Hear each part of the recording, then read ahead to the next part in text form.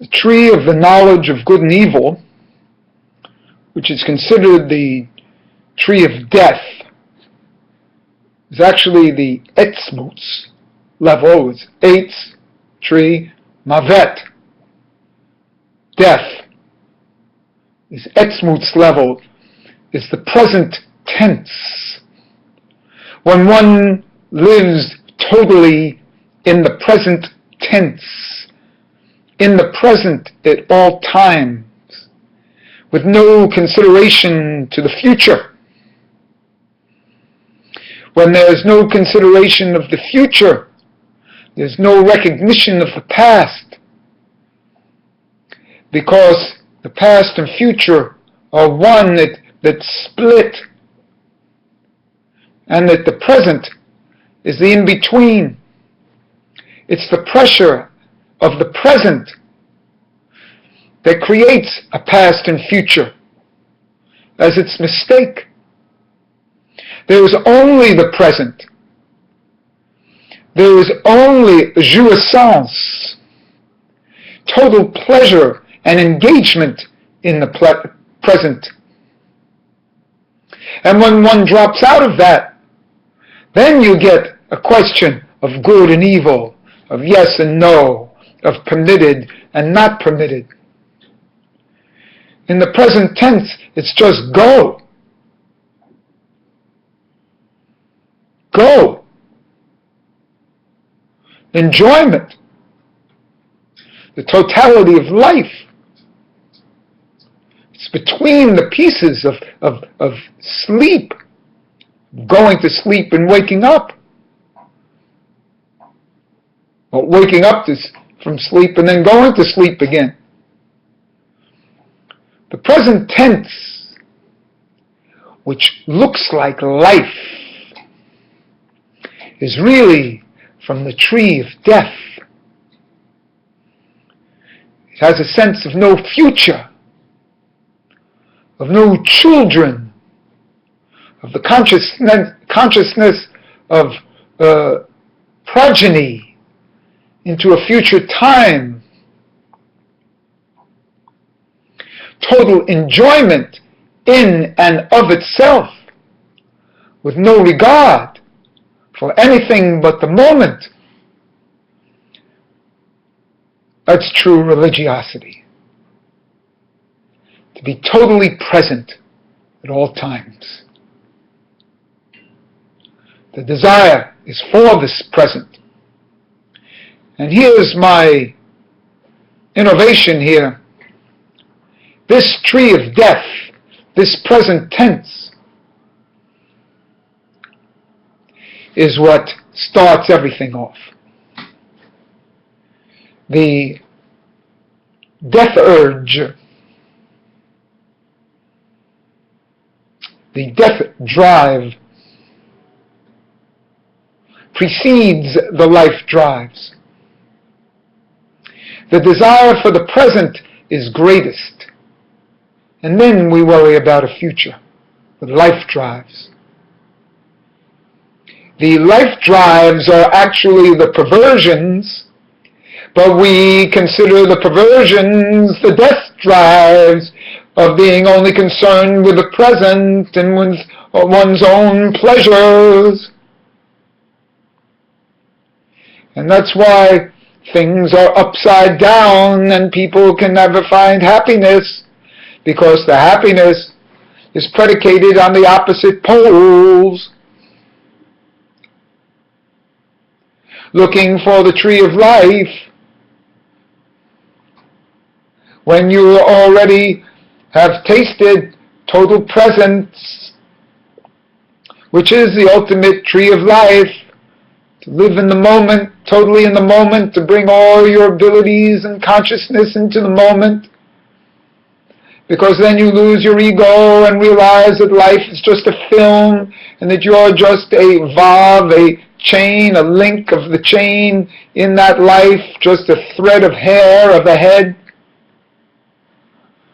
Only when one recognizes that and identifies with the death instinct in the present tense and not try to learn and do, because you've already come in the present tense with the ability to speak and reason enough, and to eat and to enjoy pleasures. Everybody's born with a sexuality, and everybody knows what they like. You don't have to read a book to know what you like sexually. You don't need a book to know if you like a person. You have to read a book to know if you like an author. All writing is in the past.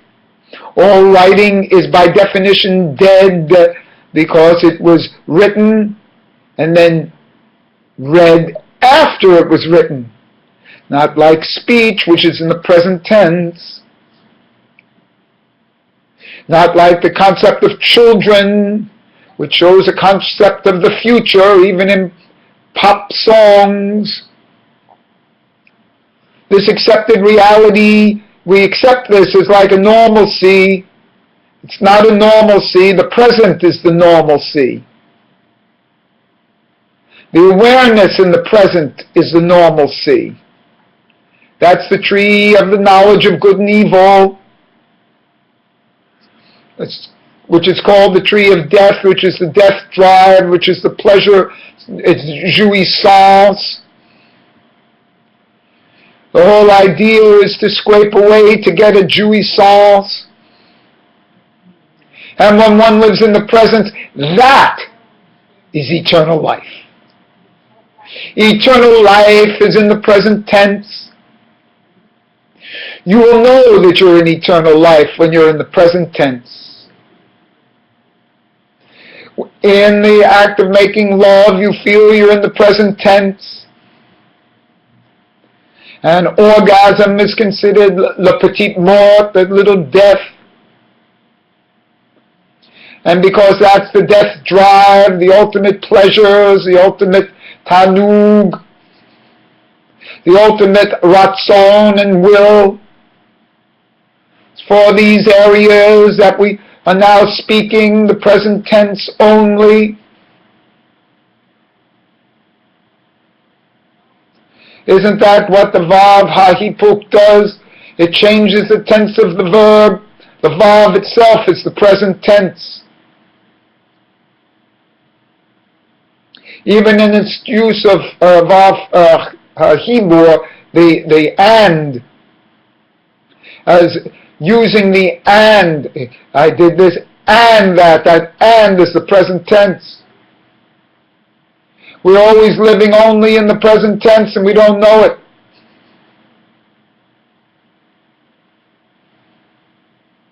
Don't project and don't reflect. I don't want to know what happened yesterday, or study history, or read science fiction of tomorrow. You ever hear the phrase, sufficient unto the day is the evil thereof? That's not a Jewish phrase.